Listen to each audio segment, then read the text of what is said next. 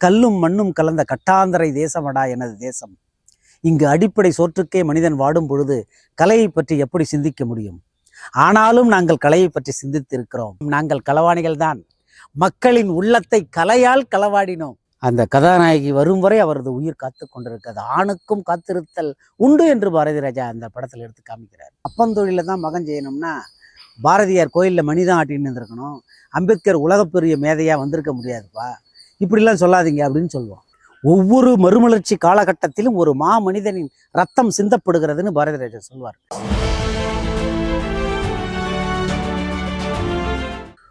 அனைவருக்கும் இனிய வணக்கம். குறிப்பாக மணி டாக்ஸ் நேயர்கள் அனைவருக்கும் இனிய வணக்கம். இன்றைக்கு நாம் பேச இருக்கிற தலைப்பு இயக்குனர் இமயம் பாரதி ராஜா அவர்களை பற்றி சில செய்திகளை நாம் பேச இருக்கிறோம்.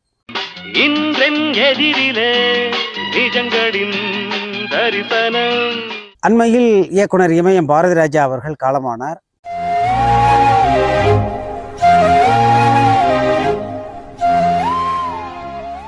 அவர் காலமானதும் தமிழ் திரையுலகில் ஒரு மாபெரும் அதிர்வுகள் உருவாகின. தமிழ் திரையுலகத்தில் மட்டுமல்லாமல் தமிழ்நாட்டில் இருக்கிற அத்தனை மக்கள் மத்தியிலும் கூட ஒரு பெரிய வெற்றிடம் உருவானது என்று சொல்லலாம். மக்கள் மத்தியில், ரசிகர்கள் மத்தியில், தமிழர்கள் மத்தியில் மட்டுமல்ல, இந்திய அளவில் மற்றும் உலகளவில் இருக்கிற தமிழர்கள் மத்தியில் இந்த ஒரு பெரிய வெற்றிடம் உருவானது. அதனுடைய பதிவுகளை இணைய தளங்களிலும் மற்றும் முகநூல் மற்றும் வாட்ஸ்அப்லேயும் பல இடங்களில் பல்வேறு இணையதளங்களில் பல்வேறு பதிவுகளாக இன்ஸ்டாகிராம் அது இதுன்னு சொல்லிட்டு நிறைய மனிதர்கள் தங்கள் உணர்வுகளை பதிவு செய்தார்கள். ஏன் ஒரு மனிதர் இறந்து போனவுடன் இப்படி எழுகிறது என்றால், அவர் ஒரு திரை ஆளுமை என்பதனால் மட்டுமல்ல. ஏனென்றால் நமது தமிழ் சமூகம் அதிகமாக திரைப்படத்தில் ரொம்ப ஆர்வமாக இருக்கிற காரணத்தினால, ஒரு சினிமாக்காரர்ன்றதுனால அவர் இறந்த உடனே எல்லாரும் வருத்தப்படுறாங்கப்பா அப்படின்றது மட்டும் இல்லை. அதையும் தாண்டி இந்த மனித சமூகத்தினுடைய ஆழமான விடயங்களை அவர் பேசினார்.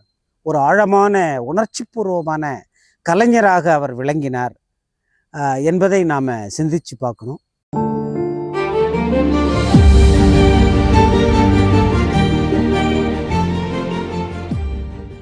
அந்த அடிப்படையில் தான் பாரதி ராஜா அவர்கள் சித்தரித்த அந்த சிந்தனைகள், அவர் உருவாக்கிய கதாபாத்திரங்கள், அவர் உருவாக்கிய பாடல்கள், அவர் உருவாக்கிய அந்த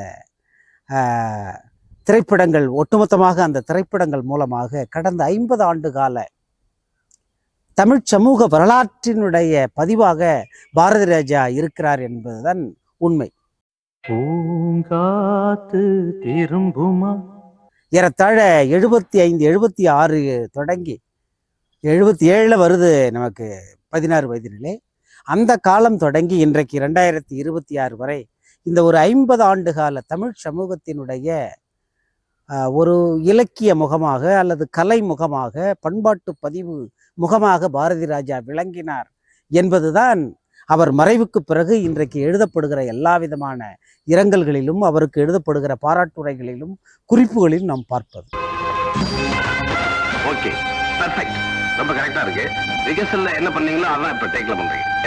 இப்படிப்பட்ட ஒரு கலைஞர், அதாவது பாரதி ராஜா என்ற அந்த கலைஞர் எப்படி எல்லோருடைய மனத்திலும் போய் அவர் சென்று சேர்ந்தார் என்று நாம் பார்ப்பது இங்கு மிக முக்கியமான ஒன்று.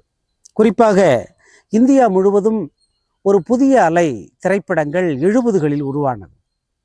இது மேலை நாடுகளில் 50 60களிலேயே பிரான்ஸ் மற்றும் இங்கிலாந்து, அமெரிக்கா என்று பல இடங்களில் 50களில், ஏனென்றால் திரைப்படம் பேசத் தொடங்கி ஒரு 20 ஆண்டுகள் ஒரு தலைமுறை முடிந்த பிறகு 30களில் அது பேசத் தொடங்கி 27 28களில் இருந்து பேசத் தொடங்கி 50களில் ஒரு கட்டம் முடிந்த உடனே புதிய அலை உருவானது. பிறகு 60 70களில் ஐரோப்பிய நாடுகளில் பெரிய அளவில் வந்தது. அது இந்திய மண்ணில் அதே காலகட்டத்தில் 50களிலேயே புதிய அலைவின் வீச்சாகத்தான் சத்யஜித் ராய், ரித்விக் கட்டக் போன்ற மகத்தான படைப்பாளிகள், அவர்கள் சாதாரணமான இயக்குநர்கள் அல்ல, பெங்காலிலிருந்து வராங்க. நமக்கும் கேரளத்திலிருந்து, தமிழகத்திலிருந்தும் பல 50களில் பல இயக்குநர்கள், பீம்சிங் போன்றவர்கள், ஸ்ரீதர் போன்றவர்கள் மிகப்பெரிய இயக்குனர்கள் இங்கே தமிழ் மண்ணிலிருந்தும் தோன்றினார்கள். அவருக்கு முன்னரே பல இயக்குனர்களும் ராம்நாத் போன்றவர்கள், கிருஷ்ணன் பஞ்சு போன்றவர்கள், இன்னும் பலர்லாம் மிகப்பெரிய வேலைகளை செய்தார்கள். அதன் பிறகு அந்த அலையினுடைய இரண்டாவது கட்டமாக 70களில் இந்தியா முழுவதும் பல்வேறு இயக்குனர்கள் வந்தார்கள். ஷியாம் பெனகல் போன்றவர்கள், இன்னும் பல பல இயக்குனர்கள் அங்கங்கே வந்தாங்க.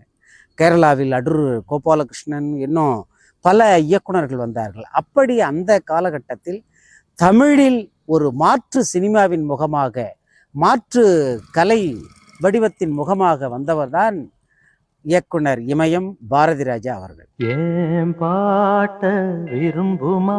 1997 கருமாத்தூரில் ஒரு தமிழ்நாடு முற்போக்கு எழுத்தாளர் சங்க கலை விழா நடைபெற்றது. அப்போ அந்த நாட்டாமை படம்லாம் வந்திருந்த காலம் அது. அப்போ இயக்குனர் இமயம் பாரதி ராஜா, விஜயகுமார், நடிகர் விஜயகுமார், இன்னும் பல கலைஞர்கள் அந்த முற்போக்கு விழாவில் மதுரை கருமாத்தூரில் நடைபெற்ற விழாவுக்கு வந்திருந்தாங்க. உண்மையாகவே அன்றைக்கு 96, 97 அப்பொழுது பாரதி ராஜா அங்கே பேசுனது இப்பொழுதும் என் காதில் ஒலிக்குது. அப்போ பாரதி ராஜா பேசுகிறார், வளமான தஞ்சை மண்ணிலும் நெல்லை மண்ணிலும் மனிதர்கள் மிகப்பெரிய கலைஞர்கள் பிறப்பதில் வியப்பில்லை. ஆனால் எங்களது தேசம் இந்த மதுரையிலிருந்து தேனி, கம்பம் இந்த பகுதியெல்லாம் மேலே போக போக தான் கொஞ்சம் மலை வளம் இருக்கு. இங்கெல்லாம் எல்லாமும் கல்லும் மண்ணும் கலந்த கட்டாந்தரை தேசமடா எனது தேசம். இங்கு அடிப்படை சோற்றுக்கே மனிதன் வாடும் பொழுது கலையை பற்றி எப்படி சிந்திக்க முடியும்? ஆனாலும் நாங்கள் கலையை பற்றி சிந்தித்து இருக்கிறோம். அதற்கு சான்றுதான் இந்த பாரதி ராஜா, இளையராஜா, வைரமுத்து என்று அவர் பெருமிதமாக சொன்னார். என்னையா திடீர்னு அழ சொன்னா எப்படி அழுது? முயற்சி பண்ணி அழு. வராது. இன்னும் ஒரு விஷயத்த கூட ஒரு அதாவது மனம் திறந்து பேசினார். அதை நான் இங்கே பதிவு பண்ணால் நல்லா இருக்கும்னு நினைக்கிறேன். நான் எனது வீட்டில், எனது தெருவில் பேசுகிறேன், எனவே நான் மனம் விட்டு பேசுகிறேன். நேரடியாக இயக்குனர் இமயம் சேகரன்னு பாராட்டுவாங்க. அந்த பக்கம் போனால் எல்லாம் களவாணி பயலுங்க அப்படின்னு சொல்லுவாங்க. அப்படின்னு சொல்லிட்டு அவர் சொன்னார், ஆம் நாங்கள் களவாணிகள் தான், மக்களின் உள்ளத்தை கலையால் களவாடினோம், அப்படிப்பட்ட களவாணிகள் அப்படின்னு அவர் ஒரு மகிழ்ச்சியாக சொன்னார்.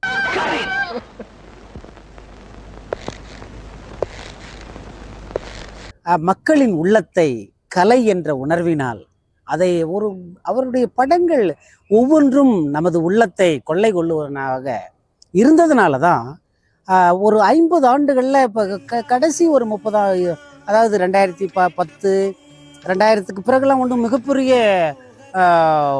இதுவில், அதாவது அந்த அண்ணன் தங்கச்சி பாசத்தோட கிழக்கு சீமையிலே படம் தான் அவருடைய மிகப்பெரிய பிரமாதமான வெற்றி. அதன் பிறகு பொம்மலாட்டம் என்ற ஒரு திரைப்படம் கூட 2006, 2007 வருது.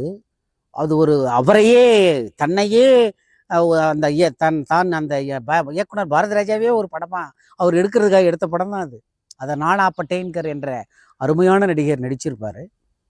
அந்த படம் கூட வித்தியாசமான படம் தான். ஆனால் அப்போ அந்த ஒரு 10, 15 ஆண்டுகள் அவருக்கு பின்னாடி பெரிய வெற்றிகள்லாம் இல்லை என்றாலும் கூட அவர் மறைவு என்று வந்த உடனே இந்த அளவுக்கு எல்லோரும் கண்ணீர் சிந்தினார்கள் என்றால் அது பாரதி ராஜா தொடங்கி வைத்த ஒரு புதிய திறப்பு, புதிய அலை, புதிய உடைப்பு.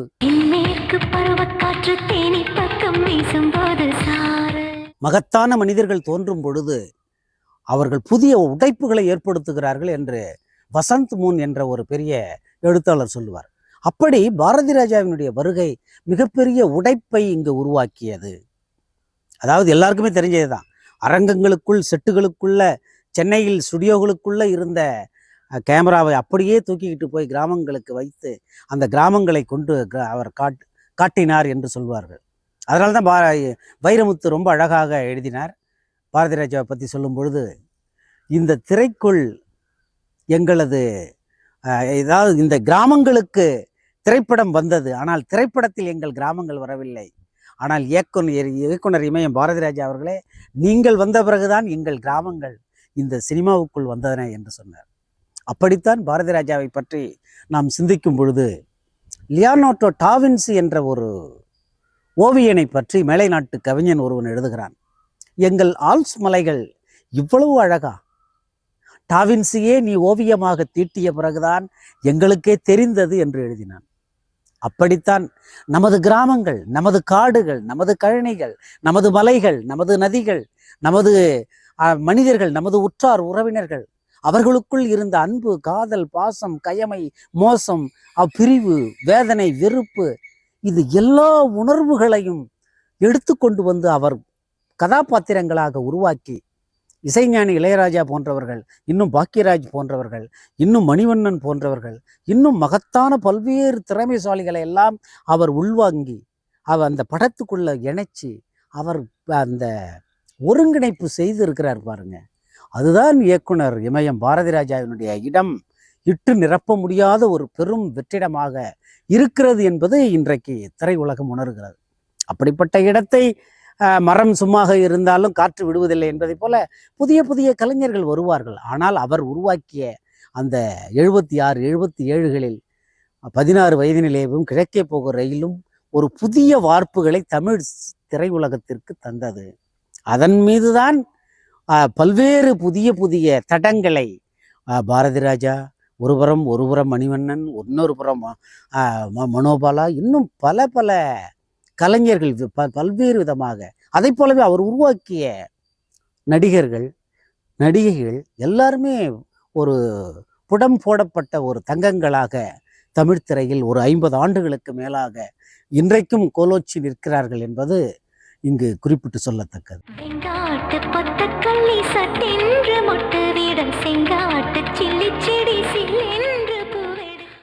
ஹீரோனா இப்படிதான் இருக்கணும், ஹீரோயின்னா இப்படிதான் இருக்கணும் என்பதை எல்லாம் அவர் முதல் படத்திலேயே அவர் உடைத்தார் என்பது அனைவருக்கும் தெரியும்.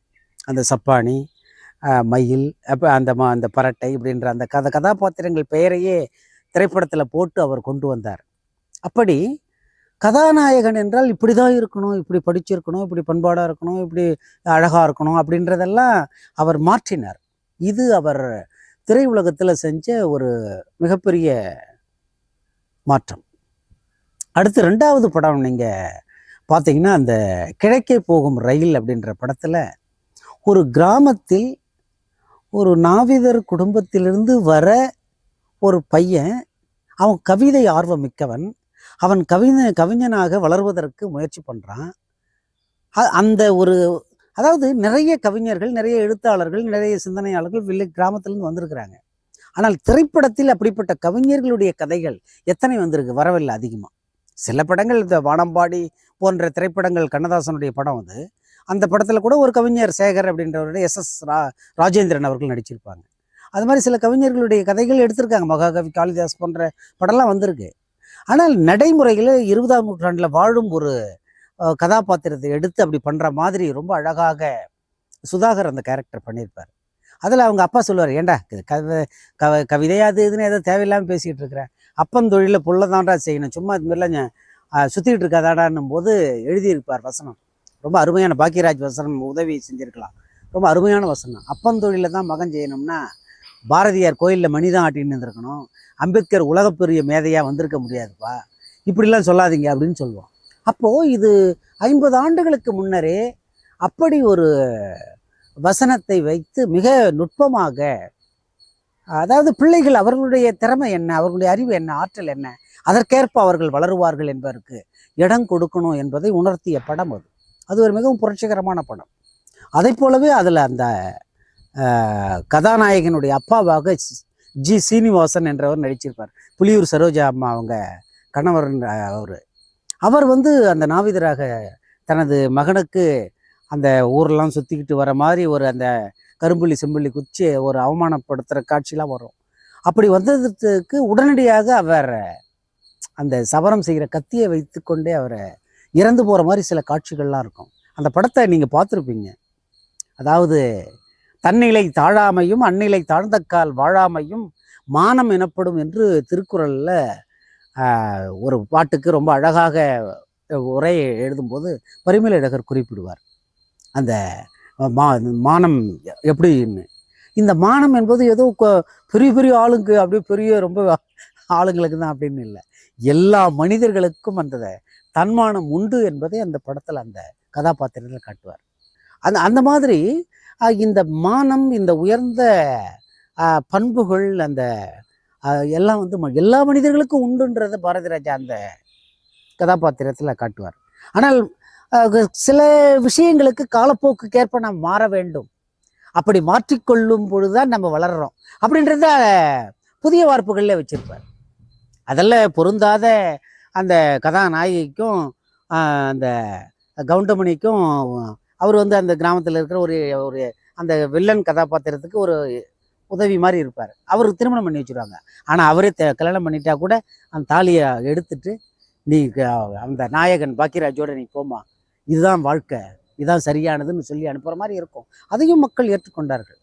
அப்போது எப்படி இந்த மாற்றங்களை, இந்த சமூக சிக்கல்களை நாம் புரிந்து கொள்ள வேண்டும் என்பதில் கலை இலக்கியங்கள் பல ஆழமான வேலைகளை செய்திருக்கின்றன. அந்த அடிப்படையில் பாரதி ராஜா பல புதுமையான கண்ணோட்டங்களை தந்திருக்கிறார்.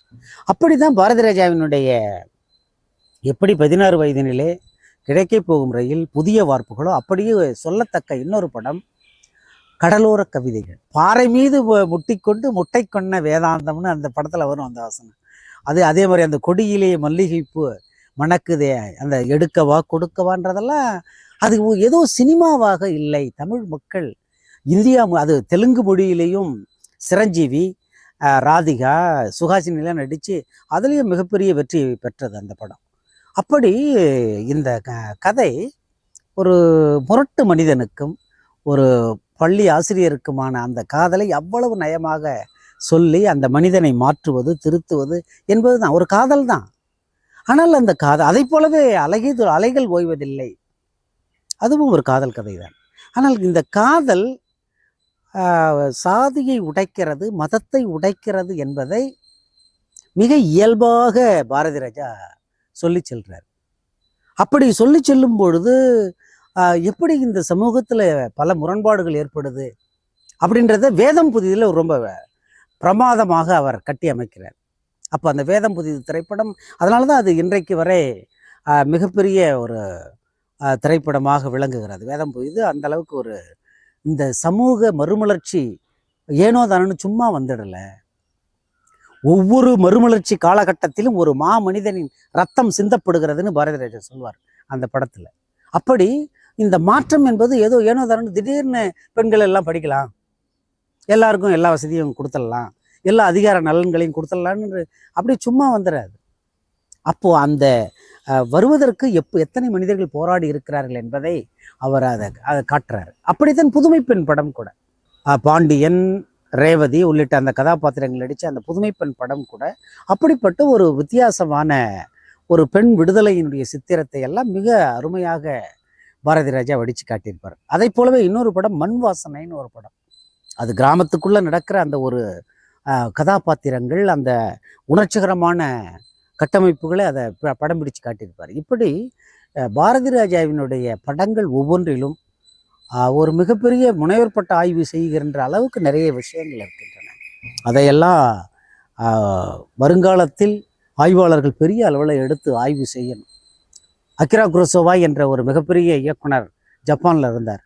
அவரை பற்றி அமெரிக்காவிலிருந்து ஒரு பெரிய அறிஞர் வந்து அகிரா குரோசோவினுடைய படங்களை எல்லாம் பார்த்து மிகப்பெரிய ஆய்வு செஞ்சு ஒரு நூலாக வெளியிட்டார். அதை போல பாரதி ராஜாவினுடைய திரைப்படங்கள், பாரதி ராஜா ஃபில்ம்ஸ் என்று பெரிய அளவில் ஆய்வுகள் வருங்காலத்தில் வெளிவர வேண்டும். அப்படிப்பட்ட முற்போக்கு கூறுகள், அதாவது ஒரு மனிதனுக்குள்ளே இருக்கிற முற்போக்கு விஷயத்தை அவன் பாசிட்டிவ் எனர்ஜியை ஊட்டுகின்றது தான் ஒரு கலையினுடைய வேலை. ஒரு நம்பிக்கை விதைப்பது தான் கலையினுடைய வேலை. அவநம்பிக்கையை, வேதனைகளை, துன்பத்தை அல்ல. தேவர் மகன் சினிமாவில் அந்த சிவாஜி கணேசனுக்கும் கமலஹாசனுக்கும் பேசுகிற அந்த ஒரு டைலாக் இருக்கும் பாருங்க, அது மிக அருமையான 2 தலைமுறைகள் பேசுகிற காட்சி. அதில் சொல்லுவார், இந்த 200 வருஷம் பின்தங்கி இருக்கிற இந்த கிராமத்தில் என்னால் இருக்க முடியாதுப்பா, நான் போகிறேன்ப்பா அப்படின்னு. ஏன்பா எடுத்ததுக்கெல்லாம் விட்டறிவா வெல்கம்னு தெரிஞ்ச பசங்க திடீர்னு விஞ்ஞானம் பேச வேணா எப்படிப்பா வருவான், அவன் மெதுவாக தான் வருவான் அப்படின்னு அப்பா சொல்லுவார். மெதுவாடா எம்பிட்டு மெதுவாயா, அதுக்குள்ளே நான் செத்துருவாங்க ஏன்னு, போ செத்துப்போ, என்ன ஆகிட போகுது, இன்னைக்கு விதை போடுற, நாளைக்கு நீ பழம் சாப்பிடுவ, அடுத்து உன் பையன் சாப்பிடுவான், இது என்ன, ஆனால் விதை போட்டது யாரு, நான், இதெல்லாம் என்ன பெருமையா, இதெல்லாம் கடமை அப்படின்னு சிவாஜி கணேசன் பேசியிருப்பார். அதெல்லாம் அது திரைப்படமாக இல்லை நண்பர்களே. அது இரு தலைமுறைகளுக்கான முரண்பாடுகளை காட்டுகிறது. நமது மனிதர்கள், நமது மண்ணின் மக்கள், நமது இந்த தேசத்து மக்கள் எப்படியோ வாழ்ந்தாங்க. ஆனால் அயல் நாட்டுக்கு போய் படிச்சுட்டு வர ஒருத்தன் நான் போய் வெளிநாட்டில் எங்கன்னா இருந்துக்கிறேன் அப்படின்னு ஓடி போவதல்ல. They are fighting for own land என்று ஒரு ரஷ்ய எழுத்தாளன் எழுதினான். மைக்கேல் ஷோலகோன்னு நினைக்கிறேன். அவர் எழுதினான், அவர்கள் தாய்நாட்டிற்காக போரிட்டார்கள். நம்ம எடுத்து பாருங்க, காந்தியடிகள், அம்பேத்கர், நேருஜி, நேதாஜி எல்லாருமே வெளிநாட்டில் படித்தவங்க. இந்த நாட்டுக்காக வந்து உழைச்சாங்க. ஆனால் இன்றைக்கு எல்லாரும் இங்கே படிச்சுட்டு வெளிநாட்டுக்கு போய். ஆக அடுத்த தலைமுறைக்கான ஒரு மறுமலர்ச்சி கூறுகளை, ஒரு வளர்ச்சி கூறுகளை எடுத்து சொல்ல வேண்டும். அதுதான் ஒரு கலையினுடைய மகத்தான வெற்றி. அப்படித்தான் பாரதி ராஜாவினுடைய படங்களில் எல்லாம் அந்த ஒரு மறுமலர்ச்சிக்கான கூறு அந்த படத்தினுடைய முடிவில் பல இடத்துல இருக்கும். அது முடிவிலும் அவர் தொட்டு காமிப்பார். அதனால்தான் அவர் மாபெரும் கலைஞராக இருக்கிறார். இறுதி காலத்தில் பாரதி ராஜா பேசின அந்த வீடியோவில் நீங்கள் பார்த்தீங்கன்னா, இந்த காடுகள், இந்த மலைகள், இந்த தேசம், இந்த நதிகள், அப்படி இப்படின்னு இந்த இயற்கையை பூரா அப்படி நேசிக்கிற மனிதர் அவர். சராசரி மனிதன் இந்த 5 அடி உடம்புக்குள்ள 6 அடி உடம்புக்குள்ள வாழ்ந்து போகிறான் நண்பர்களே. மனிதன் இந்த காடாக, இந்த மரமாக, இந்த முகிலாக, இந்த கடலாக, கடலோர கவிதைகள் எடுத்து முடிச்சு வெற்றி பெற்ற பிறகு பாரதி ராஜா மட்டும் போய் அந்த கடற்கரையை பார்த்து 1 மணி நேரம் அதை பார்த்து அப்படியே ரசிச்சுக்கிட்டு இருக்கிறாராம். அதை அவருடைய உதவியாளர்கள் சொல்றாங்க. அப்படி என்றால் என்ன? தமிழ் இலக்கியங்களில் முதல் பொருள், கருப்பொருள், உரிப்பொருள்னு இருக்கு. அப்போ அந்த நிலமும் பொழுதும் அந்த ஒரு இலக்கியத்துக்கு மிக முக்கியமானது. பாரதி ராஜாவினுடைய படங்களில் அந்த மண், அந்த நிலம், அந்த கடல், அந்த காற்று, அந்த மேகம், அந்த மலைகள் எல்லாமும் ஒரு கதாபாத்திரமாக வருகிறார். அதனால தான் அவர் அதை போய் அப்படி பார்த்து அவர் ரசிக்கிறார். அதை போலவே முதல் மரியாதை என்ற ஒரு மகத்தான காப்பிய, அது ஒரு பெரிய படம். அதை பற்றி விரிவாக கூட பேசணும். அதில் ஒரே ஒரு காட்சியை மட்டும் சொல்கிறேன். முல்லை நிலத்தினுடைய உரிப்பொருள் என்னன்னு தமிழில் சொல்கிறாங்க. பிரிந்து சென்ற தலைவன் வரும் வரை அவனுக்காக காத்திருத்தல் என்பது அதனுடைய பொருள்.